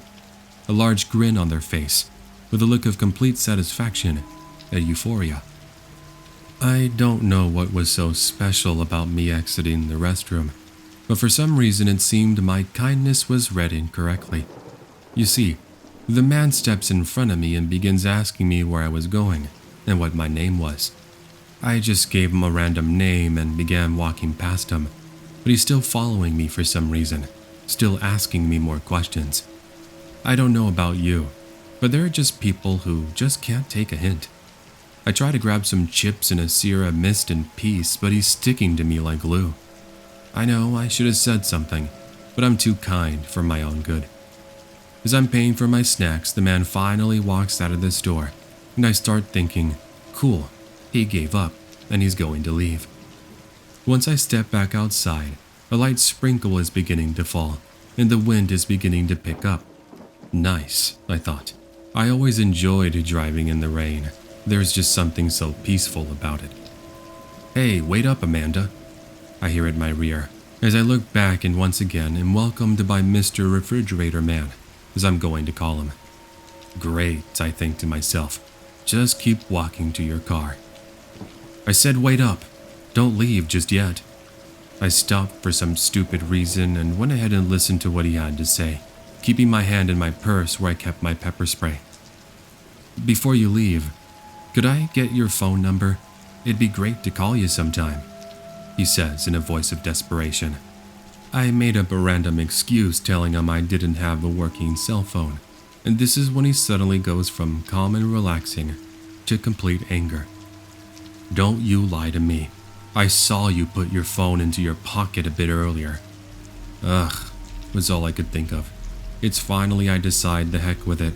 I'm tired of being nice. I turn my back and hop into my vehicle. Mr. Refrigerator Dude suddenly comes up to my door, and then he begins pounding on my window. Open up. You're not going anywhere. I could hear him say through the glass window, as he does the unpredictable, that sends chills down my spine. He reaches into his back pocket, and I kid you not, he pulls out a small knife. Not sure why he thought introducing a knife would do anything for him, but either way I slam on the gas pedal and start to pull back. He suddenly runs off, and I can see as he jumps into one of the trucks that had been parked just a few parking spots away from me. Oh great, I thought. Please don't tell me he's about to do what I think he's going to do. Yeah, you already guessed it, you genius, you. He starts to chase me for the next solid 5 minutes. Those minutes felt like an eternity, as he kept nudging closer and closer to my back bumper, and at one point he even tried to cut me off, which almost sent me swirling off the road. That was scary, but what saved me from this creep was when I suddenly noticed a set of red and blue lights begin to shine from just behind us in the distance. I hadn't noticed it, but a highway patrol officer had seen the commotion. This caused Mr. Refrigerator Doofus to finally speed away as the officer chases after him. Finally, after all this began, I'm able to let out a sigh of relief as I took the next exit coming up, which led me into a small town. First thing I did was checked into a motel, and once I was in my room, I finally laid on the bed and let out all my emotions. I'll tell you, part of me wanted to just keep driving away, but another part said you need to calm down and get some rest because the man is long gone. So after a warm shower and watching a bit of television, I'm able to finally fall asleep, waking up early the next morning to get some breakfast at a Denny's. That was pretty much the end to my experience. I don't know what became of that bozo. Not that I could care, as I ended up reaching my grandparents' house later that afternoon and put the strange encounter in the back of my memory. Anyways, that's the time I met a weirdo at a gas station. Then I got chased on the road until a highway patrolman noticed the chase and then went after him. Thank you to that officer. Show of hands, Creepy Fox crew. Can I call you all that? Great. How many of you have your traditions? Things you do, whether it be just yourself, with family, or with friends, that you look forward to? My friends and I have our traditions. The tradition of gathering together after school on Friday, finally happy the week is over, and heading to our local gas station to pick up food. Nachos and hot dogs sound good to you? Well, maybe for you nutrition buffs out there it might not be the best option, but for teenagers with lots of metabolism and energy, we're always looking forward to our junk food. So joining me this afternoon in late 2018 were my friends Jeffrey and Eric. We love skating and playing video games, so once we are gathered together in the parking lot of our school, we head over to said gas station I mentioned a few sentences ago, and we arrive within 20 minutes. The gas station was packed, as to be expected on a Friday afternoon, with people getting off of work and getting ready to relax on their weekend days off. We went inside and spent roughly 10 minutes deciding what it was we ultimately would decide on for our food. I opted for some pork rinds and a Pepsi, as I wasn't too hungry, and my friends shared themselves nachos and a hot dog. Once we pay, we head outside and sit on one of the various tables/benches, and we began to talk and eat. We love wrestling, so we're going on about how excited we were for that Sunday's WWE pay-per-view. After about 5 to 7 minutes, finishing up our food, we were suddenly interrupted by a homeless man who came up to us and asked if we had a lighter. None of us smoke, so we told him no and we think he's going to leave. Instead, he decides to sit next to me, and I mean literally within breathing distance, and he stares at myself and my friends. "Oh, don't mind me, keep talking. I'm just taking a break, that's all." Well, I'll admit, I have nothing against homeless people. In fact, we're really good friends even to this day with a homeless veteran named Henry, who was actually just recently given a small home. But something about this guy was way off. And I'm not talking about the smell of alcohol coming from his breath, and even the smell of rotten eggs from his clothes. All the hairs were standing up on my arms, and I think it's something my friends had also noticed. But as not to be too paranoid and to cause a scene, we sat there talking for about another minute. Then my friend brought up this funny moment we shared while playing GTA Online that had us bursting into laughter. For whatever reason, the homeless man got this weird look on his face as he had been looking off into the distance. Then he asked us what was so funny. I guess he hadn't been paying attention. Eric told him it was something in a video game we had done, but apparently that wasn't the answer this guy was looking for. "You three are laughing at me, aren't you?" We said no while still laughing and trying our best to be serious, as the man gets up from the seat and then begins to curse. "Oh no, I think you three know what you're doing. You think you're funny, huh?" Again, we're telling him it's not about him. And all of a sudden he does something that makes what should have been a normal outing with friends into one that you would only imagine in your nightmares. Dude seriously pulls out a pocket knife and then tells me and my friends he was going to slash our necks. That was super scary. So we now take this moment to quickly get up and start running across the street. All the while this homeless dude is following us. As we reach the alleyway that heads to my friend Eric's home, wouldn't you know that out of all times, a police cruiser suddenly begins to drive down the alleyway. We waste no time waving down the officer as we take a look back for a brief moment, and we could see the man begin to walk away. We told the officer that he had a knife and that he had been chasing us, and suddenly the officer gets out of his vehicle and begins to chase after that man. We followed the officer, though I know that was something we shouldn't have done, and we watched after what was a brief exchange. The man dropped the knife to the floor and then kicked it out of the way. The man gets placed in handcuffs as a couple of minutes later, another officer arrives to question what exactly happened. We gave them our statement, and after all was said and done, the officer who had arrived drives me and my friends to Eric's house without any further complications. I don't know what happened to that guy, but we never saw him again. Edit. To this day, we still frequent that gas station, and just yesterday actually, there was a close call as one of the homes behind the gas station had caught fire. It was a major deal as the flames were very close to reaching the gas station. Had it not been for firefighters controlling the flames, that place might have very well have gone boom, boom. So, for a quick backstory, I work at a small gas station along the old Highway 66.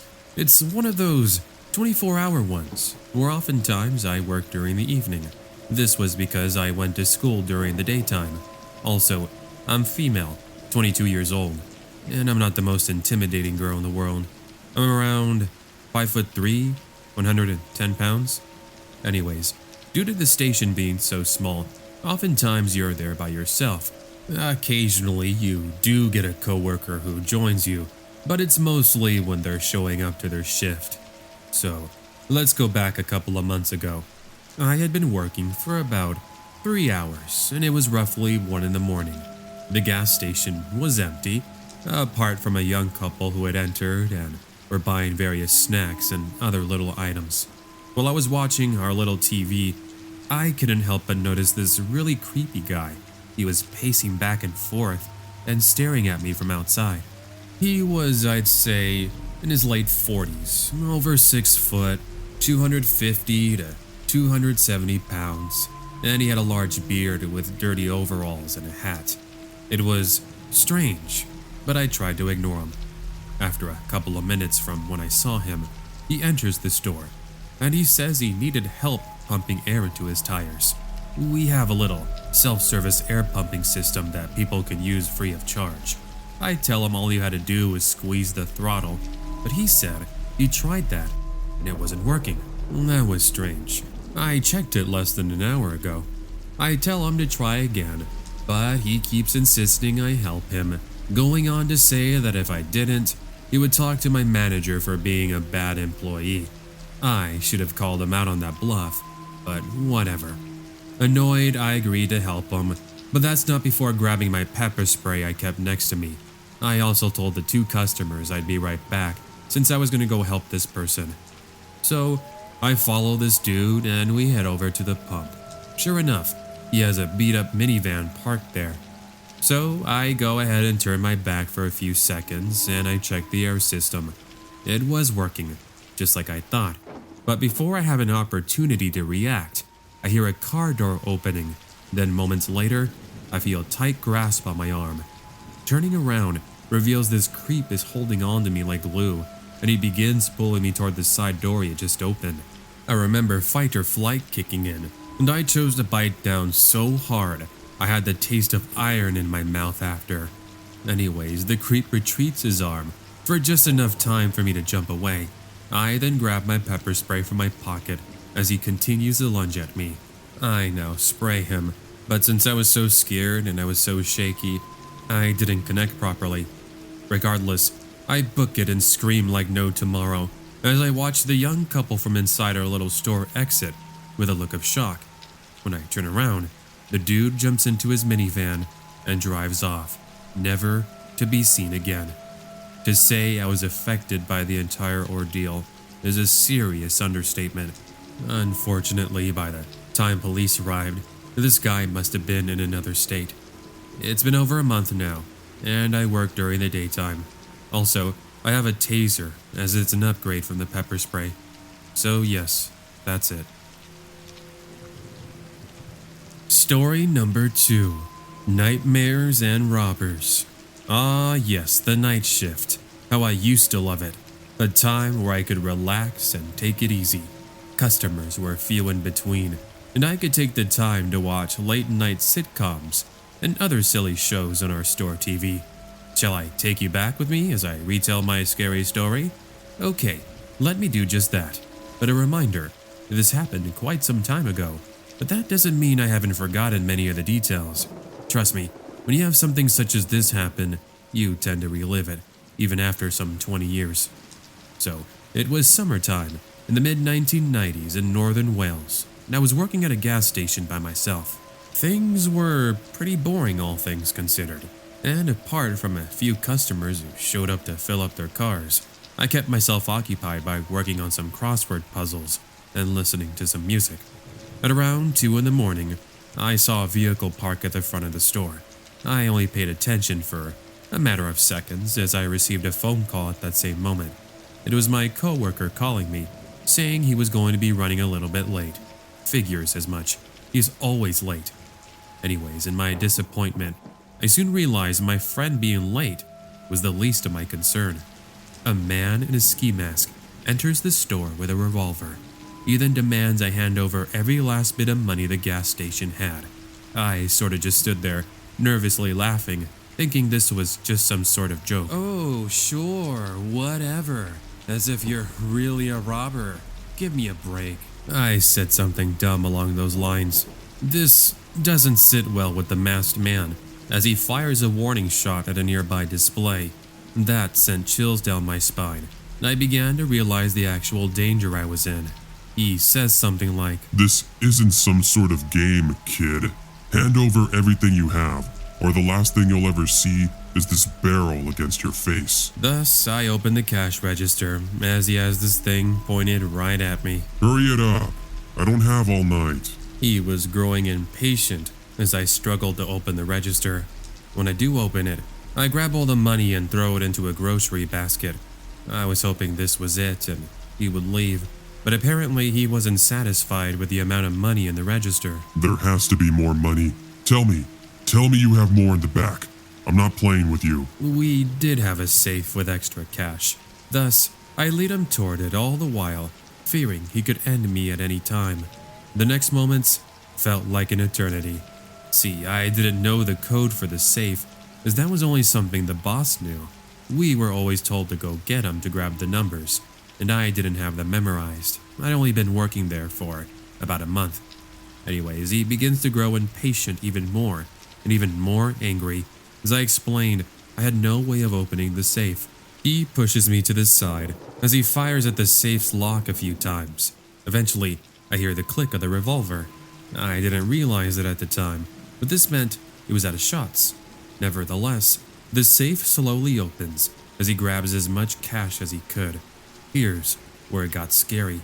Honestly, I thought I was a goner. In one quick action, he takes the sidearm and has it pressed against me. But then, click, nothing. Again, this meant he was out of shots. And since he was so focused on robbing the store, he didn't realize he was out. He grunts in frustration as he demands I don't tell anybody what happened. He then runs out of the store and gets into the van, where I now stand there trying to fight a panic attack. Luckily, I'm able to reach the alarm and call police, who showed up about 15 minutes later. When they got there, I was still scared. I was crying. I was shaking and just going over the ordeal as if it was on repeat in my head. After about an hour, I was able to give the officers as many details as I could, but due to the ski mask and the poor quality of our security cameras, plus the lackluster investigation that followed, the man was never caught. Story number 6. The delivery driver returns. Growing up, I've had to deal with some weirdos and creepers here and there, but for the most part, they were pretty tame encounters. Oftentimes, it would just be some guy looking at you funny, or another one wanting to get your phone number. This story, however, is the true definition of creepy. It's seriously like something you would imagine coming straight out of your worst nightmare, and rightfully so. Here's what went down a few years ago. I was working at a small gas station as a part-time job to earn some extra cash. The job was never something I took as a serious career, which is why I was only there for a year and a half. Over my time working there, I began to recognize the regulars. Most of them would stop by to pick up lottery tickets or coffee, and they would mind their own business. There were a couple, however, that would show up and try to get my phone number. And try as they did, I always said no, and they seemed to get the hint. One man in particular, however, was a curious case. One night, I'd been working the night shift by myself when an older delivery man enters the store, and he starts a conversation. It started off fairly innocently, talking about how I liked the job, what my favorite hobby was, and things like that. The conversation would soon change to questions such as, Do you have a boyfriend? How old are you? Where do you live? I did all I could to avoid giving him proper answers, but I did lie and said I was seeing someone, which I wasn't. He got visibly upset, saying all us girls are the same and how they won't give him a chance. He started to curse me out and threw some of the displays, causing a huge mess. One of the customers sees what's going on, and he tried to calm this delivery driver down, but they got into a scuffle. After about 20 seconds, the delivery driver storms out of the store, and the man who came to my defense checks up on me. I was pretty scared, considering how violent this man became, but this was just going to be the beginning. Fast forward a few months, and I hadn't seen the crazy delivery driver. On one evening, one of my co-workers was keeping me company as I worked, and things had been pretty quiet. My co-worker, who we will call John, was a real sweetheart. Oftentimes he showed up to work, even on his days off. Not that he was being paid to be there. He's a bit older. He's a retired US veteran in his early 60s, who lost his wife a couple of years before. I guess that's why I love being there with me and my other co-workers. It's so he didn't feel lonely. Anyways, about 3 hours in, John tells me he was going to pick up some food at a local McDonald's, seeing as it was almost my lunch. He wanted to know if I wanted anything, and he said it was his treat. I took him up on the offer, and I requested some chicken nuggets and some french fries. He leaves, and this would open up the opportunity for the creepy factor to be stepped up. About 15 minutes passed since John left, and it's roughly 1:45 in the morning. I was looking at my phone when I happened to take a look out the window for a brief second. I am able to see a gray Chevrolet Express pass by before disappearing. I thought to myself, maybe they were looking for a parking spot. 2 minutes later, I'm surprised with a familiar face. The delivery driver I hadn't seen in months had returned, and he has a look of satisfaction. It's like him seeing me as some sort of prize. Hello there. Don't mind me. I'm just here to pick up a few things. Although initially creeped out by his sudden arrival, he heads to pick up a pack of Coronas before returning to the front counter. Is that all you're grabbing this evening, sir? Yes, that's all. How much is it? I reach to move the box to scan the barcode, but he takes this as an opportunity to grab my arm instead. I lied. I'm not just here for drinks. I'm here for you too. He then reveals a switchblade from his pocket and points it right at my arm. Don't you dare move, or I'll make sure to take this switchblade and make some nice carvings. This guy was absolutely insane, and I was defenseless as he begins to crawl over the front counter, all the while holding onto my arm with a tight grasp. Just as he's about to climb over, someone shouts from the front door. It was John. The creep is distracted momentarily, and I manage to poke him in the eyes, which causes him to lose grip and even fall over. I run over to John as the guy stumbles back to his feet. He curses me out, and he begins charging over to me. John, with all the training he's had, is not only able to wrestle the switchblade off of him, but he even gets him into a nice hold while I call the police. Way to go, John. For being 60 plus years old, he took this guy down like a champ. So officers arrive less than 10 minutes later, and the man is taken away. Now, one thing that was scary was in his vehicle, they found a bunch of tape and rope. What he planned to do with that, I can only begin to imagine. Nevertheless, that was the final time we saw him.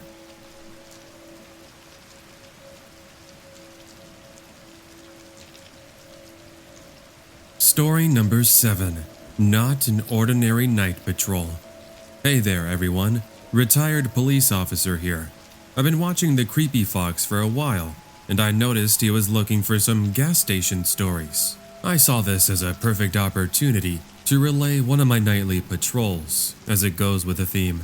If you like the story, I'd be more than happy to write some others out. Anyways, enjoy. This was back around 10 years ago, and I had just started my nightly patrol by helping an older woman get her cat out of a tree. Seriously, it was pretty funny, but I remember it well because I got a few scratches along the way. That was the least of my concerns. From here, I stopped a couple of people and gave some traffic tickets, and then things settled down for a few hours. Eventually, I was starting to get hungry, and I decided to stop at a nearby AM/PM gas station to get some food. When I got there, there were 2 other cars at the pumps with people filling up their vehicles. I went ahead and parked at the front of the store, and then stepped inside, where I'm greeted by one of the nice cashiers. Funny enough, I was pretty good friends with her, and I spent a couple of minutes talking and catching up. See, she wanted to be a police officer after she heard all my stories, and as a side note, she did become an officer, and I'm really proud of her. Anyways, I excuse myself and head to the back of the store to grab myself a hot dog and a soft drink, and here's where things got scary. I'm distracted with what I wanted to grab when suddenly I heard yelling at the front of the store. I was confused because things had been quiet a second ago. As I walk over, it starts to become apparent that something was seriously wrong. The AM/PM was being robbed. There, in front of me, was a man with his back turned, and he had some sort of pistol. I could see the absolute fear in the cashier's eyes, as my #1 priority was to save her. I remember yelling, "Drop it! Put your hands up where I can see them." The man, who ended up turning out to be a teenager, turns his head ever so slightly, and one look at me sends him into an absolute panic. He drops the sidearm, and I go in for the arrest. "What were you thinking, man? You can't go around robbing stores like this." I said something along those lines.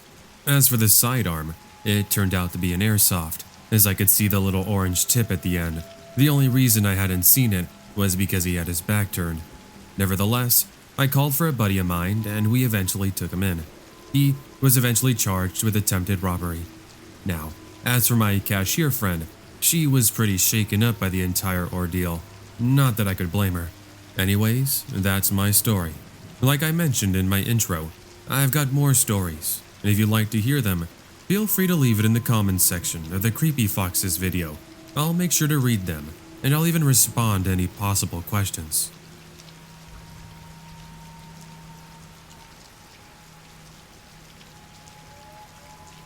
Story number 9. Downtown Favors. This was back in the late 1990s, when I was your average and ordinary teenager, a time when I had my first car, and a time I thought I was unstoppable. Just so you know, this doesn't all take place at a gas station, but it does start at one. So, I had just dropped off my girlfriend at her house, and I was returning back home at around 11:30 p.m. Before heading home, I went over to a gas station to grab myself some Cheetos and a Pepsi. I enter, no problem.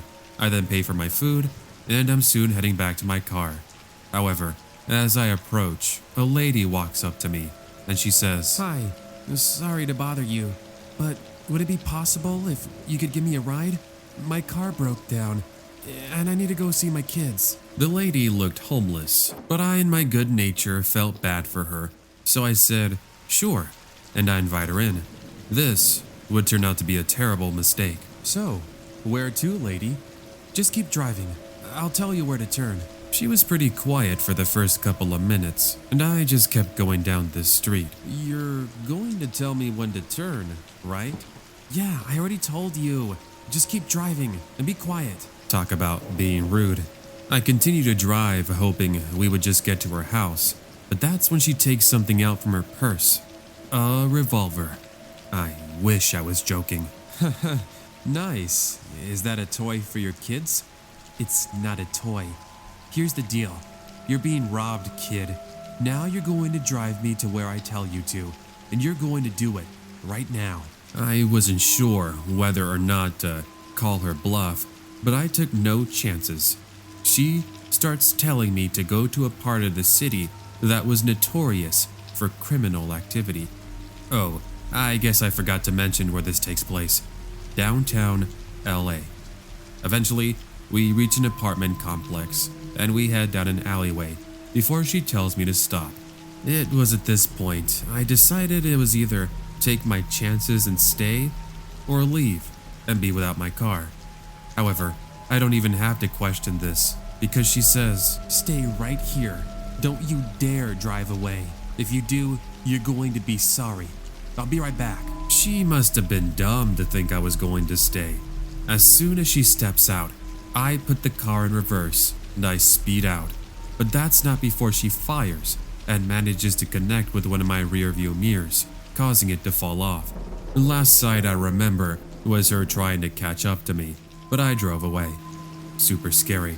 But what was even worse was the fact that I got lost. In my fear to get her to her destination, I had lost my way. Funny enough, I saw another gas station where I talked to some of the people and they told me how to get to the freeway. From here, I knew my way home. So yes, never again am I picking up a stranger, no matter how nice they might seem.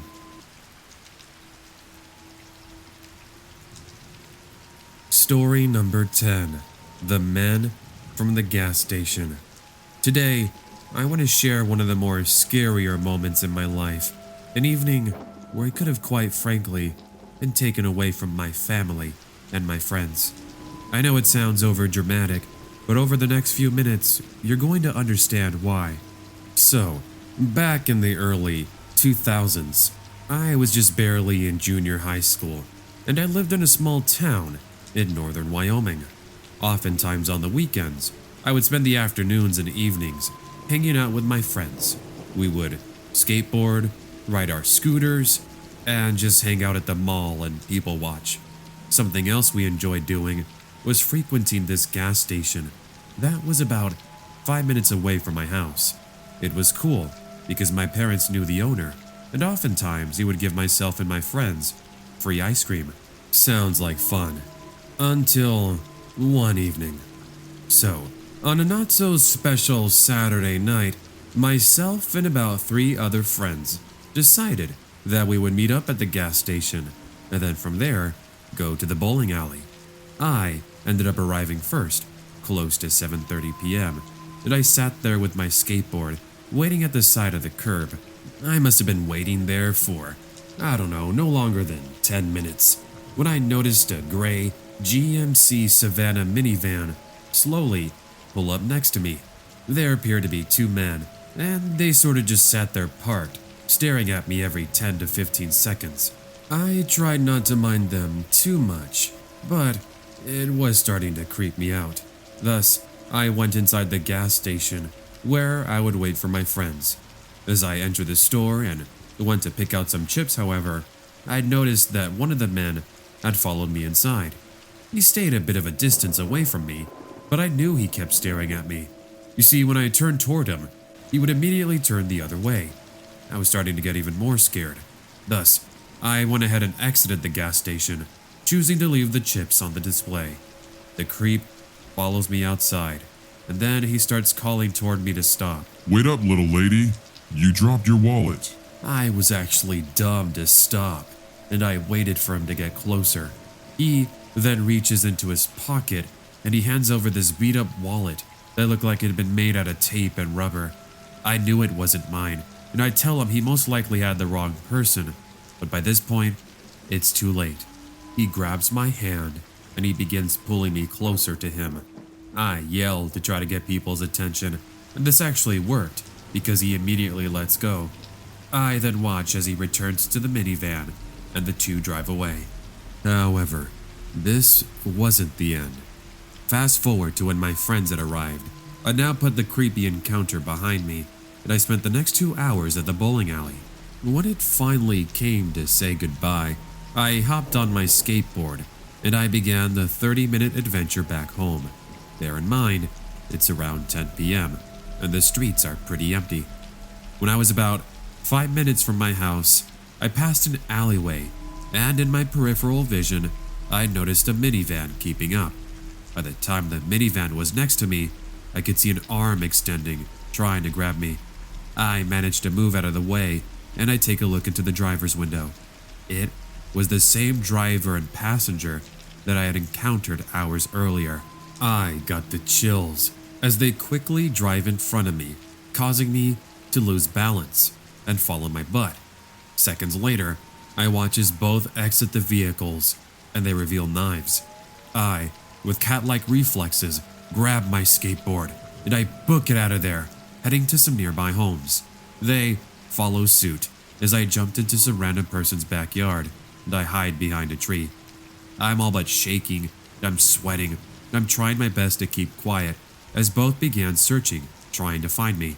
Actually, there was a point that they were so close, but they walked right past me as I blended with the shrubbery. After what seemed like an eternity, both of them say something in a language I didn't understand before finally giving up and leaving. That was pretty much everything. After waiting in the shrubbery for approximately 15 minutes, I peek out and I finally head home without any other problems. So, I never did find out who those two were or what they saw in me that was so interesting, but I'm just glad I never did see them again. In case you're wondering, I did tell the police, but they never were able to identify the two. The encounter has now gone down as one of the creepiest and biggest mysteries in my life.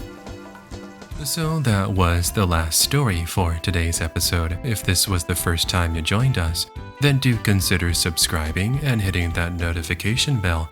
That way you'll be notified of all the future uploads coming here to the channel. Also, make sure to leave a like rating if you enjoyed it, and leave a comment telling me what you all thought. Also, if you yourself have a scary story that you'd like to share, then send it in with my user submissions email, which appears on screen on my videos. tcfnarrations@gmail.com. Now, if you're looking for more of the Creepy Fox, then check out all the other videos I got on my channel. There's so much narration content that I'm sure you're going to enjoy. I've also got some exclusive Scary Stories narration episodes. If you'd like to listen to those, then for as little as $2 a month, you can become a Creepy Fox channel member and gain access to 10+ hours of extra additional content. I also got some cool merch which is featured down below. There's shirts, stickers, sweaters, coffee mugs, you name it. I got a lot of things that you might like, so check it out, see if you might find something on the Creepy Fox shop. Anyway, that is gonna go ahead and do it for today. Thank you so much everyone for watching today, and I'll go ahead and catch you all on the next episode. Until then, take care and have yourself